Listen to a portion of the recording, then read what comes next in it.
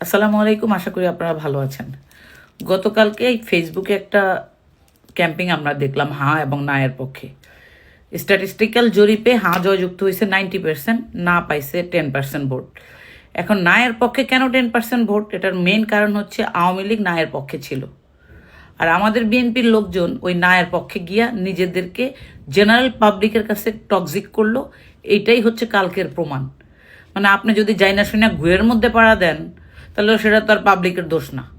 এখন আজকে আপনারা ডিফেন্ড করতেছেন যে জুলাই সনদ যেরকম ড্রাফটিং ছিল আগে, এটাতে পরিবর্তন করতে লাবলা। তাহলে আপনি যখন স্বাক্ষর করছেন তখন দেখেন নাই শেখ মুজিবের ছবি আপনার কপালের উপরে থাকবে না মাথার উপরে থাকবে? অবশ্যই দেখছেন।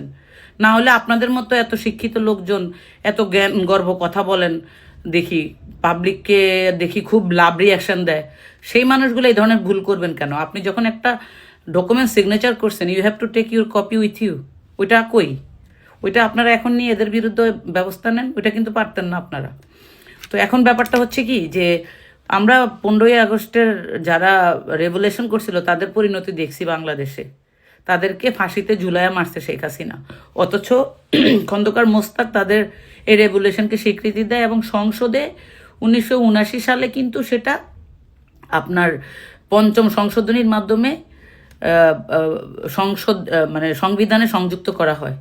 ঠিক আছে, ওইটাকে শেখ হাসিনা আবার রিপিট কইরা তাদেরকে ফাঁসিতে ঝুলাইয়া দিছে। তাহলে ওই দেশে এই জুলাই যোদ্ধাদেরকে আপনার ফাঁসিতে দিবে না, এটার নিশ্চয়তা কি? আমার আপনাদের কাছে কোশ্চেন। আজকে জুলাই সনদটা বড় ফ্যাক্ট না, ফ্যাক্টটা হয়েছে কে ক্ষমতায় যাব, এই লালাই তো আপনারা, ক্ষমতার লোভ আপনাদের। এই জন্য আপনারা জুলাই সনদকে আপনাদের রাজনৈতিক এজেন্ডা বানায় ফেলাইছেন। দেখেন শেখ মুজিব যখন ক্ষমতায় আসে, বাংলাদেশে একেবারে যুদ্ধের আগে গাট্টি বস্কা লইয়া পলাইছে, যুদ্ধের পরে আইসে ওরে বাবার বাবা কি বড় নেতা, বঙ্গবন্ধু হয়ে গেছে। তারপরে সে তার 14 গোষ্ঠীর লোকজন সব বাংলাদেশ শোষণ করা শুরু করলো, আর্মিকে বিভক্ত করলো, রক্ষী বাহিনী বানাইলো। ওর মানে ওর দুঃশাসন থেকে বাঁচার জন্য এই রেভলিউশন করছে কারা? যারা বাংলাদেশকে স্বাধীন করছে, পাকিস্তান আর্মিতে থেকে তারা রেভলিউশন করে বাংলাদেশকে মুক্ত করছে। একইভাবে এই মানুষগুলা শেখ মুজিবের শোষণ থেকে বাংলাদেশকে মুক্ত করছে। তাদের গ্র্যাটিটিউড কি দিচ্ছেন আপনারা? এক সালা গাব, তাই না? তো একইভাবে জুলাই যোদ্ধাদেরকেও এরকম লটকায় রাখা হবে, এটাই তো আমরা দেখতেছি। তা না হলে এত বড় বড় রাজনৈতিক দল আপনারা, এই যে কি বলে এটাকে, দিলীপ আগারওয়ালা চলে যায় বাংলাদেশে, 28,000 কোটি টাকার ট্যাক্স ফাঁকি দেওয়া পাবলিক, একটা রাজনৈতিক দল এটার বিরুদ্ধে রাস্তায় নাইমা প্রতিবাদ করলেন না কেন? আপনারা তার পালায় যাওয়ার ভাগ পাইছেন এই জন্য, তাই না? এখন এই কথাগুলো বললে আপনারা আমাকে বকাবকি করবেন, গালাগালি করবেন, তাই না? এই দেশে বিপ্লবীদের কোনো মূল্য থাকে না। যারা রাজপথে থাইকা একটা রাজনৈতিক দলকে ব্র্যান্ডিং করে তাদেরকে আপনারা অবমূল্যায়ন করেন। চোর ছেচ্চর যারা চুরি করেই না, চাঁদাবাজি করেই না আপনাদের পয়সা দিতে পারবে, তাদেরকে আপনারা নেতা বানায় দেন, আর ওই নেতারা এইরকম ভুল করে বসে থাকে। This is the fact in Bangladesh.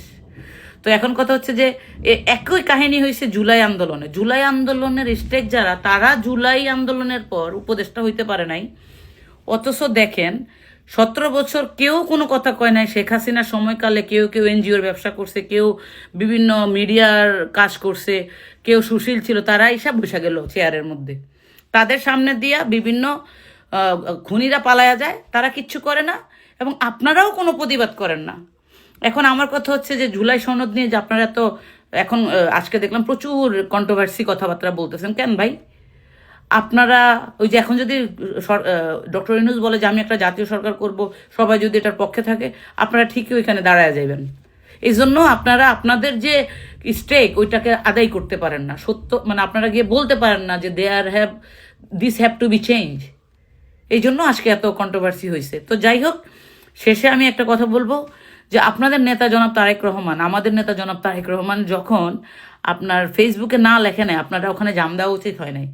আপনারা তার কনসার্ন নিয়ে এই ক্যাম্পিংয়ে অংশগ্রহণ করা উচিত ছিল।